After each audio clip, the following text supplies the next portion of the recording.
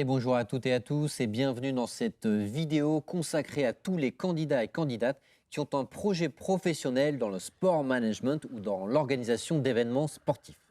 Je suis Arnaud Sévigné et je suis accompagné de Joachim Pinto. Bonjour à tous. Et aujourd'hui, on est sur le campus de SCBS South Champaign Business School à Troyes avec Monsieur Mbaye, le directeur du PGE. Bienvenue, bonjour. Merci à vous de nous accueillir au sein de votre campus. Et on a également Elsa sur le plateau, donc Elsa qui est chargée des stages au sein du Career Center de SCBS. C'est ça, bonjour. Alors, merci, salut à toi. La slide du sommaire va s'afficher, vous allez voir les différentes parties. Donc pour ceux vraiment qui sont intéressés par le sport, quel que soit le sport, prenez le maximum de notes. Dans un premier temps, on définira ce qu'est ce secteur et quels sont les différents profils recherchés par les entreprises. Et ensuite, on analysera le PGE de SCBS sous l'angle de l'event et des sports management. Et on terminera enfin par le mot de la fin avec Monsieur Mbaye. Commençons directement par la définition et les différents profils recherchés. Jingle.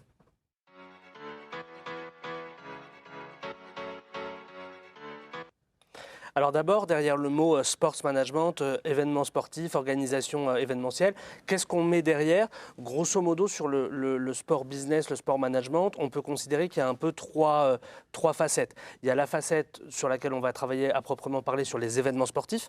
On aura l'occasion de parler du contexte français et international, mais français en particulier, sur lequel il y a une énorme émulation à ce niveau-là, donc les Jeux Olympiques, la Coupe du Monde de rugby qui va arriver.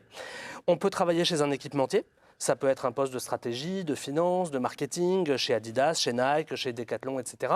On peut travailler chez un distributeur, puisque Decathlon il a la double casquette de distributeur et d'équipementier. Et enfin, il y a un autre enjeu qui peut être de travailler, par exemple, dans une fédération française de tennis, de natation, de football ou en club plus généralement. Donc en fait, on voit que c'est un immense écosystème. Quelle est la particularité générale de cet écosystème? Quels sont les profils qu'on attend pour travailler dans le sport? Peut-être Monsieur Mbaye en premier. Les profils sont divers puisque comme nous touchons à la fois la manifestation, la production, la distribution, la conception des produits, puisque vous avez parlé d'équipementier, mais il y a aussi la conception de produits. Donc, en fait, les profils attendus sont très variés. Donc, on a un large panel. Par contre, ce qui est le plus important dans cette affaire, c'est votre passion pour le sport.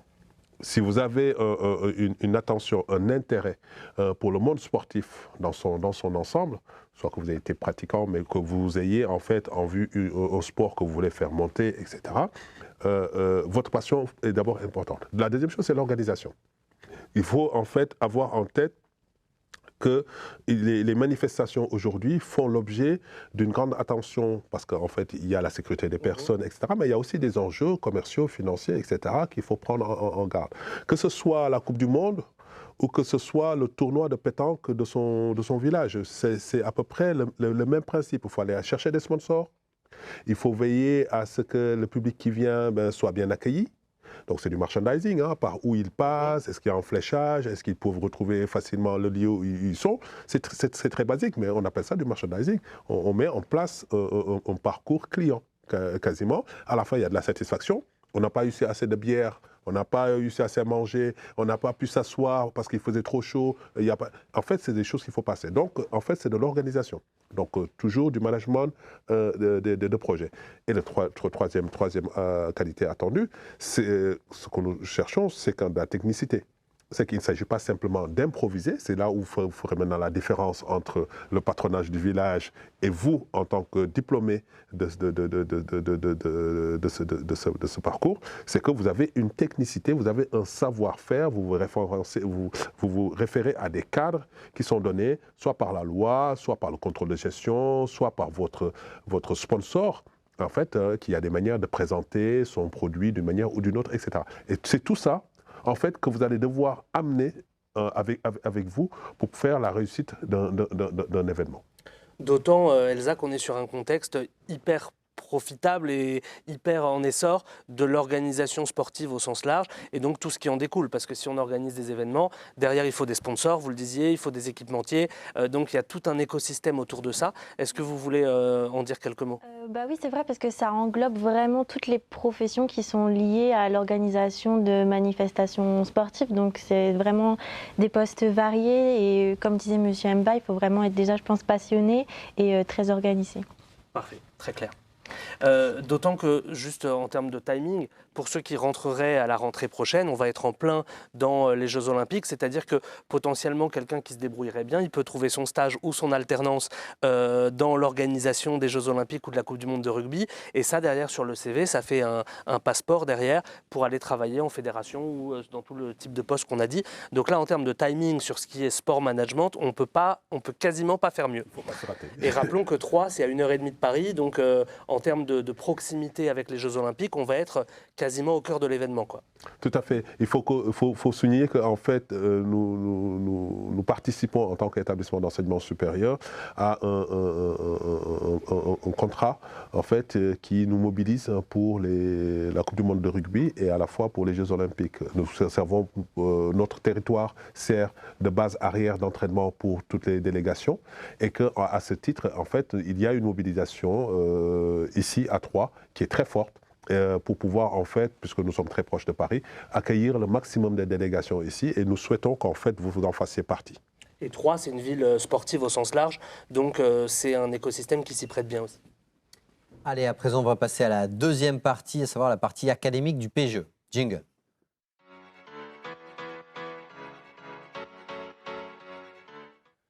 Donc concrètement, comme vous le voyez sur la slide, on va analyser année après année ce que vous allez étudier au sein du PGE en rapport avec l'organisation de manifestations sportives. Commençons directement par la première année, donc la L3. Si vous êtes candidat prépa HEC ou candidat AST1 via le concours Passerelle 1, vous intégrez en première année du PGE. Vous avez des troncs communs, enfin un tronc commun avec des cours que tout le monde suit.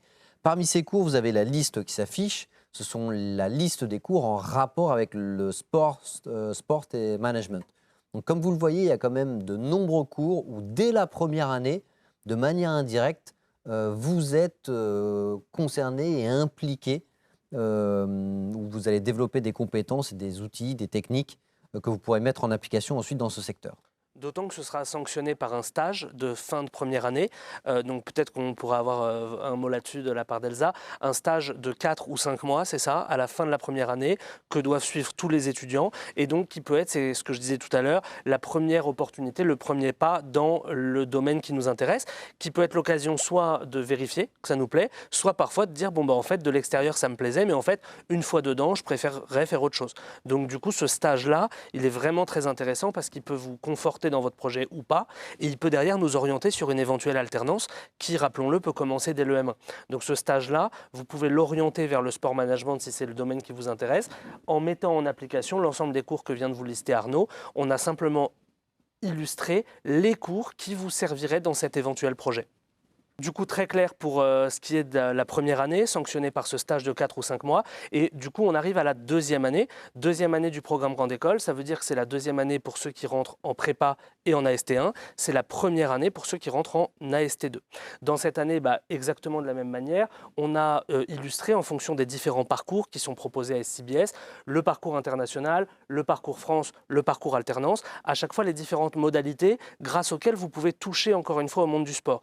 Et ce vraiment qui nous tient à cœur et qu'on voudrait vraiment mettre en avant, c'est que se spécialiser en sport management, c'est pas que suivre une spécialisation en dernière année. C'est dès sa L3, on peut donner une orientation à son projet professionnel. Et ça, je sais qu'à SCBS, vous y tenez sur le fait que l'étudiant, il va construire au fur et à mesure son projet professionnel et il ne va pas simplement choisir une spécialisation de dernière année. Donc tous ces éléments-là, que vous choisissiez le parcours international ou le parcours France ou le parcours alternance, vous allez pouvoir donner une dimension sport à votre CV. Alors, vous avez dit construire. En fait, il faut avoir en tête un jeu de Lego où vous allez ramasser pendant tout votre parcours des pièces en fait, qui vont donner l'objet que vous voulez réaliser qu'à la fin, c'est-à-dire que lorsque vous arrivez en troisième année, vous avez le bouquet final. Donc, vous allez recevoir des cours en comportement du consommateur, vous allez recevoir des cours en contrôle de gestion. Vous allez dire, mais à quoi ça va me servir? Oui, mais un événement, En fait, c'est des déclarations au fisc, mais c'est aussi chercher si c'est rentable ou si ce n'est pas rentable. Le comportement du consommateur, mais quand ils arrivent, est-ce qu'ils consomment des rafraîchissements ou ils ne prennent pas de rafraîchissement? Mais à quel niveau je vais faire du rafraîchissement? Je vais faire du pricing. Quel est le panier moyen de mon spectateur? Donc, en fait, ce n'est pas marqué sport, mais le supporter qui arrive, on lui a proposé les maillots de l'équipe, on lui a proposé une écharpe, etc. Mais en fait, vous êtes en train de faire du merchandising. Et donc, tout ceci, en fait, doit être pensé et coordonné. Et vous avez donc des connaissances que vous avez acquises en première année, en deuxième année, à l'international, durant votre stage, en intégrant la vie associative, etc. Vous avez en fait glané un certain nombre de choses. La spécialisation que vous allez recevoir en troisième année, en fait, c'est une consolidation, c'est une cristallisation de tout cela, avec bien sûr des cours très spécifiques au domaine de l'event et du management sportif. Mais en fait, ça vient renforcer des choses qui existaient déjà et les nouer et leur donner un sens surtout. On va à présent passer à la slide suivante, à savoir la dernière année du PGE, où là, vous avez la possibilité en tant qu'étudiant de choisir votre spécialisation. Donc celle qu'on vous recommande, bien entendu, c'est la première, c'est Event et Sports Management, où vous avez 100% des cours consacrés à ce secteur d'activité. Mais si jamais vous n'êtes pas sélectionné dans cette spécialisation, Monsieur Mba, il y a d'autres spécialisations qui permettent, in fine, de travailler dans ce secteur. Oui, faire de l'innovation, faire de la créativité dans le MSCI peut aussi vous permettre d'aller travailler dans le monde sportif, puisque le e-gaming aujourd'hui, on n'y pensait pas, mais comment mettons en place une compétition internationale de gamers? Fondamentalement, il y a des compétences d'organisation, d'innovation, de technicité, en fait, qui vont permettre. Donc, je ne suis pas passé par la spécialisation de troisième année event, estampillé event, mais j'ai retrouvé dans des enseignements que j'ai en entrepreneuriat des éléments qui me permettent, en fait, d'innover la façon d'organiser des compétitions, de faire des jours se parler entre eux, etc. Et donc, tout étudiant qui a une passion pour le monde de l'événementiel, d'abord, pour le monde du sport, peut soit prendre la voie royale, bien sûr c'est la spécialisation parce que de cette manière tout le monde reconnaît votre compétence, ou alors simplement prendre la voie détournée, mais qui vous amène toujours au même point, voie détournée, en mobilisant des compétences qu'il a peut-être en audit, contrôle, qu'il peut avoir en marketing et social media. Vous faites du social media, vous êtes au cœur de l'événement. D'autant que le sport, c'est un secteur. Ça veut dire que le secteur ne présage pas de la fonction. On peut avoir une spécialisation fonctionnelle et ensuite la mettre au service d'un secteur. Je peux par exemple faire une spécialisation en audit et ensuite devenir auditeur ou directeur financier d'un club sportif, d'un équipementier sportif, d'un événement sportif. Donc il faut vraiment avoir cette double dimension. Soit on entre par la case fonction, soit on entre par la case secteur. Il n'y en a pas vraiment une qui est mieux que l'autre et c'est à vous, comme dit M. Mbaye, de saisir les opportunités. Et parfois, la vie fait que vous allez plutôt passer par une case que par une autre. Mais ça, c'est justement après à vous de donner un sens au Lego que vous allez construire et dont on parlait. Une des manières de construire aussi sa crédibilité en termes d'employabilité derrière dans le sport, c'est aussi l'international. Et donc, on va passer à cette catégorie jingle.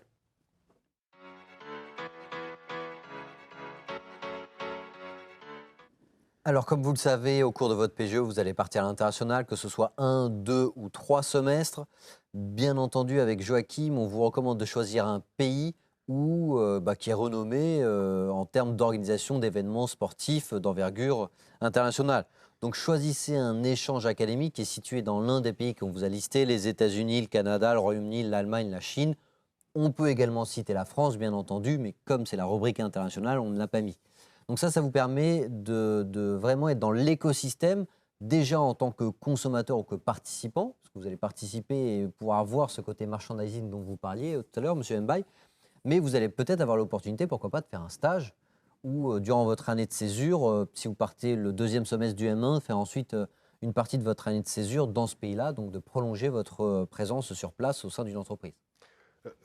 Il est important de dire que pour partir, il y a un travail que vous faites avec le service international qui consiste à en fait repérer dans les programmes proposés par les différentes universités, les cours qui vous intéressent.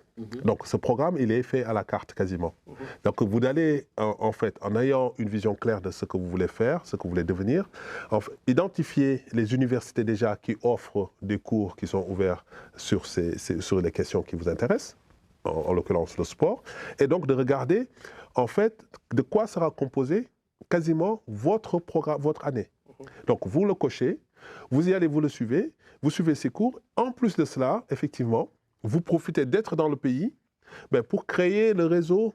Et le réseau commence par, je suis en stage, j'ai les fournisseurs, j'ai mes collègues de travail, etc., etc. Et ce qui veut déjà, vous avez, en revenant en France par la suite, des contacts avec lesquels vous allez échanger professionnellement, etc. Il n'est peut-être pas dit que vous allez travailler là-bas, mais vous commencez à avoir une petite assise comme ça professionnelle, une petite connaissance, une petite reconnaissance.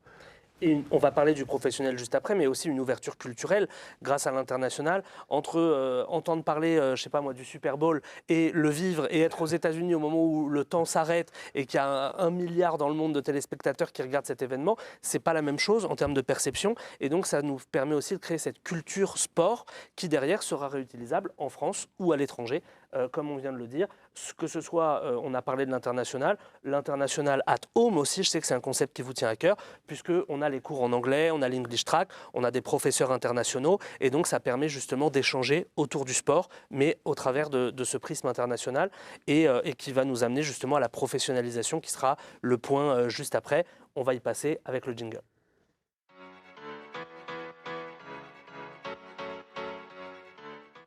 Donc peut-être sur cette rubrique, on va un petit peu plus interroger Elsa. L'idée, c'est de dire que le CV, il se construit au fur et à mesure. On a parlé tout à l'heure du stage de fin de L3. Ensuite, on a parlé de la possibilité d'alternance et ou de stage au fur et à mesure du M1 et du M2. Tout ça, ça va nous amener derrière à une employabilité dans le secteur du sport qui sera renforcée par des expériences professionnelles. Qu'est-ce que vous pouvez nous dire, Elsa, là-dessus? Est-ce qu'il y a des alumni qui travaillent dans le sport? Est-ce qu'il y a des entreprises partenaires? Qu'est-ce que vous pouvez nous dire là-dessus? Oui, c'est surtout qu'en plus en ce moment c'est vraiment le moment avec, comme vous l'avez dit tout à l'heure, les Jeux Olympiques Paris 2024, la Coupe du Monde de rugby. Et là il y a beaucoup d'offres de stages qui ont été publiées justement par le JO. Donc ça permet aux étudiants de vraiment vivre une vraie expérience. Et c'est vrai qu'on a pas mal d'alumni qui ont choisi cette spécialité-là, qui organisent des événements à Ridexpo ou qui participent à la communication et à la gestion de clubs. Il y a un club de basket dans le Nord, par exemple. Donc, c'est vraiment un domaine très varié. Et les étudiants, ils peuvent choisir vraiment... ils arriveront en fait... Pardon. C'est vraiment très enrichissant comme domaine et ça touche vraiment plein de professions différentes. Et le fait qu'il y ait des alumni, peut-être on peut expliquer à quoi ça sert. C'est ça nous montre que la voie elle est possible, déjà parce qu'il y en a qui l'ont fait. Et deux, quand on est alumni d'une école, derrière on a plutôt tendance, vous le savez, à recruter des étudiants de l'école parce qu'on sait la qualité de la formation qu'ils ont suivie. Donc ils ont un peu servi de précurseur et ils ont ouvert la voie et derrière ils facilitent l'entrée dans le monde du sport, donc potentiellement sur les événements, sur les clubs de basket, etc. Et on peut rajouter la dernière rubrique, c'est aussi de parler des intervenants qui peuvent être des intervenants du monde du sport, notamment dans la filière sports management, sur laquelle les intervenants sont des professionnels du monde du sport et donc peuvent à la fois recruter, mais donner des conseils, orienter, parler de l'intérieur, etc. Donc tout ça, c'est ce qui va permettre à l'étudiant de construire sa crédibilité sur le plan professionnel. Allez, à présent, on va passer à la dernière partie du programme Grande École, à savoir la vie associative. Jingle.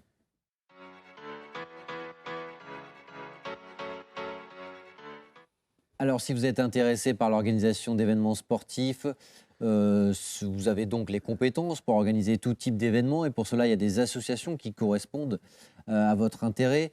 On les a listées, il y a plus de 16 associations à SIBS. On a sélectionné le BDE, donc le Bureau des étudiants, le BDS, le Bureau des sports et enfin le 4L Trophy où vous devez aller chercher les sponsors pour financer tout simplement l'achat de votre voiture ainsi que votre course. Donc ces trois associations-là sont les associations phares dans l'organisation d'événements. Comme l'a dit M. Mbaye, merchandising, sponsoring, gestion des ressources humaines, contrôle des coûts, accueil du public, gestion de la sécurité, gestion des flux, gestion des stocks. Bref, vous avez énormément de paramètres à prendre en compte au sein des événements organisés dans ces associations. Et encore une fois, que ce soit de manière directe ou indirecte.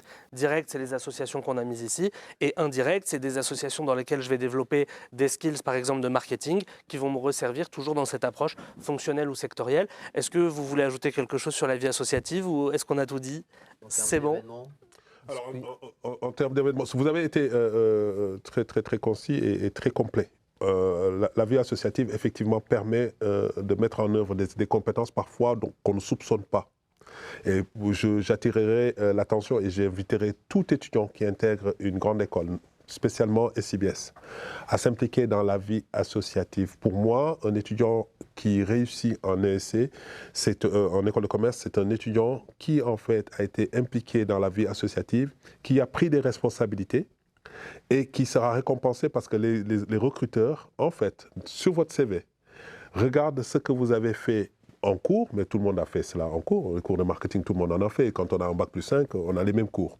Par contre, ce qu'on a fait en off, ce qu'on a fait à côté, le stage, ce qu'on a fait en parfois pas très visible, la vie associative. Pourquoi? Parce qu'elle est valorisée comme une période festive, mais pas seulement, parce que ces fêtes, il faut les organiser. Et ces fêtes, pour les organiser, sont extrêmement compliquées. Il n'y a pas un public plus difficile que le public des étudiants eux-mêmes. Donc, satisfaire ses propres copains, c'est très compliqué. Et ça veut dire que donc, on est déjà à un niveau d'exigence et de qualité avant même qu'on commence à parler même avec les entreprises. Très clair. Donc, la vie associative est une voie royale. D'ailleurs, pour ceux qui se renseignent sur la vie associative, n'hésitez pas à consulter une autre vidéo qu'on a tournée aujourd'hui même dans ces locaux sur des témoignages étudiants dans lesquels on va pas mal parler d'associatif. Donc, n'hésitez pas à la consulter. Bien sûr. Il y a un plus à mettre sur le CV parce qu'on acquiert des compétences quand on participe à la vie associative. C'est la responsable des stages qui parle. Vous avez tout à fait raison. C'est ce qu'avec Arnaud, de manière générale, on appelle la partie basse du CV. La partie haute, c'est la formation et les expériences professionnelles. La partie basse, c'est tous mes centres d'intérêt et tout ce qui va faire que je vais avoir un dialogue qui va s'instaurer ou pas avec le recruteur. Et donc, c'est ce qui va faire la densité de votre personnalité. On va à présent passer au mot de la fin, Monsieur Mbaye et Elsa. Est-ce que vous allez devoir regarder la caméra qui est blanche et délivrer un rapide et court message pour donner envie aux candidats qui vous regardent d'intégrer SIBS et de s'investir dans leur scolarité? Si vous voulez vous épanouir, si vous voulez donner de la consistance à votre projet professionnel et personnel, rejoignez-nous. C'était concis, c'était clair. Elsa, on va vous demander le même travail pour les étudiants qui s'intéressent au sport de manière générale. Je dirais qu'il faut oser, croire en vous et si c'est vraiment un domaine qui vous plaît, si vous êtes passionné, allez-y, foncez. Parfait, on l'aura compris, le sport c'est à la fois un domaine passion si on l'approche par l'aspect sectoriel et on peut l'aborder aussi par l'aspect fonctionnel pour ceux qui veulent plutôt travailler en marketing du sport, en stratégie du sport. Donc vraiment c'est un secteur qui peut plaire à tout le monde à condition que vous soyez passionné et rigoureux comme vous l'avez dit tout à l'heure. On espère qu'on vous a donné envie de rejoindre SIBS pour le secteur du management sportif. Salut à tous. Salut.